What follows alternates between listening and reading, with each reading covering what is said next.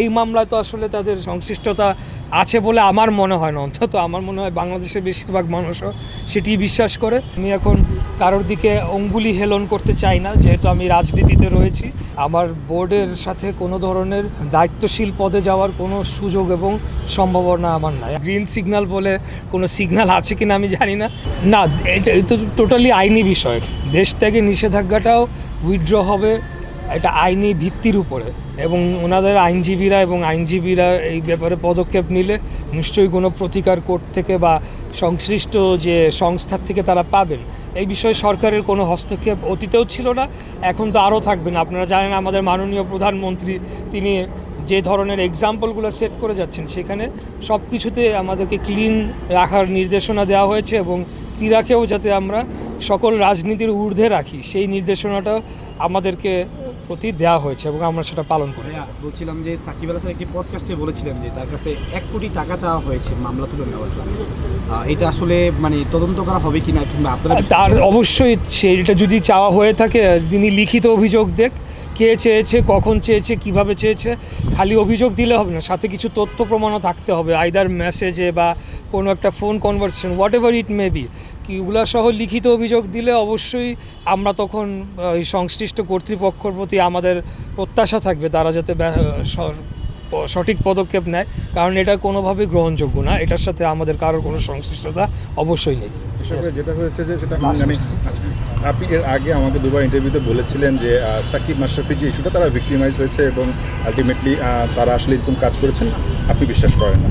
So এখন দুজনকে নিয়েই নতুন করে আবার আলোচনা আমরা শুনছি, সাকিব দেশে ফিরবেন কি ফিরবেন না সেটা, মাশরাফি একেবারে লোকচক্ষুর অন্তরালে, কোথায় আছেন কেউ জানে না এমন একটা অবস্থা। তো তাদের আসার প্রসেসটা বা তাদের আসলে ক্রিকেটে ফেরার, বিশেষ করে সাকিবের ক্রিকেটে ফেরার প্রসেসটা কী হবে, এবং মাশরাফির যে অবস্থা এখন তাতে করে কি মনে হচ্ছে তিনি বা আসলে কীভাবে আবার স্বাভাবিক জীবনে ফিরে আসবেন, আপনার কাছে কি মনে হয়? ওয়েল, এক্স্যাক্ট প্রসেসটা যদি আপনি জানতে চান, আমার মনে হয় এটা ক্রীড়ামন্ত্রী, প্রতিমন্ত্রী আমিনুল হক, উনি is the best person to answer that question.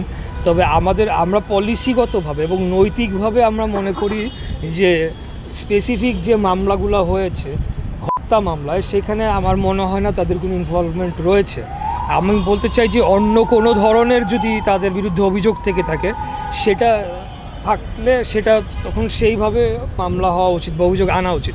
যাই হোক, আপনার প্রশ্ন যেটা বলতে যাচ্ছি যে আমরা তো চাই যে আমাদের জাতীয় ক্রিকেটাররা আসুক, যাতে করে আমাদের টিম পারফরমেন্স ভালো হয়, এখন যা রয়েছে তার থেকে আরও বেটার হয়। কারণ we all know who Shakib is the best allrounder in the world, এটা তো অস্বীকার করার উপায় নাই। মাশরাফিও one of the best bowlers in the world বলে আমি বিশ্বাস করি। তো এখন যদি আইনিভাবে একটা পদক্ষেপ নেওয়া হয়, আমি বিশ্বাস যে ক্রীড়া মন্ত্রণালয় সেই ক্ষেত্রে ওনাদেরকে সহযোগিতা করতে পারবে। মনে হয় তারা এসে ফেস করলে ভালো হয়? অবশ্যই আমি বিশ্বাস করি ওনারা এসে ফেস করলে ভালো হয়, এবং সেই ক্ষেত্রে আমি তো বললামই যে আমরা যারা ক্রীড়া সংগঠকরা রয়েছি, আমরা মনে করি যে তাদের আসলে পলিটিক্যালি তারা যদি কোনো ভুল করে থাকে বা করে না থাকে, সেটা পরবর্তীতে অন্যভাবে সেটা তারা ডিল করতে পারে এবং পাবলিক ওপিনিয়ন নিতে পারে বা পাবলিক তাদের ওপিনিয়ন দিতে পারে। কিন্তু যেই মামলাগুলো তাদের বিরুদ্ধে হয়েছে হত্যা, এই মামলায় তো আসলে তাদের সংশ্লিষ্টতা আছে বলে আমার মনে হয় না, অন্তত আমার মনে হয় বাংলাদেশের বেশিরভাগ মানুষও সেটি বিশ্বাস করে। তো সেইভাবে তাদের বিরুদ্ধে যদি কোনো অন্য অভিযোগ থেকে থাকে, আমার মনে হয় যে তা ওনাদের ডিল করা উচিত বিষয়টা নিয়ে। আমরা এই ব্যাপারে ক্রীড়া সংগঠকরা যারা রয়েছি এবং সাধারণ যারা ক্রিকেটের ভক্ত যারা রয়েছি, সাকিব একাধিকবার বলেছেন একটা গ্রিন সিগন্যালের অপেক্ষায়, সেই গ্রিন সিগন্যালটা আসলে মানে কেন হচ্ছে না? আমি জানি না এটার উনি কী অর্থে বলেছেন, এটা বেটার অ্যান্সার উনি দিতে পারবেন। গ্রিন সিগন্যাল বলে কোনো সিগন্যাল আছে কিনা আমি জানি না। আমি জানি যে কোনো মামলা সংক্রান্ত বিষয় সেটা আইনি প্রক্রিয়ার মাধ্যমে ফেস করতে হয়। তো ঠিক আছে, থ্যাংক ইউ, ধন্যবাদ, থ্যাংক ইউ।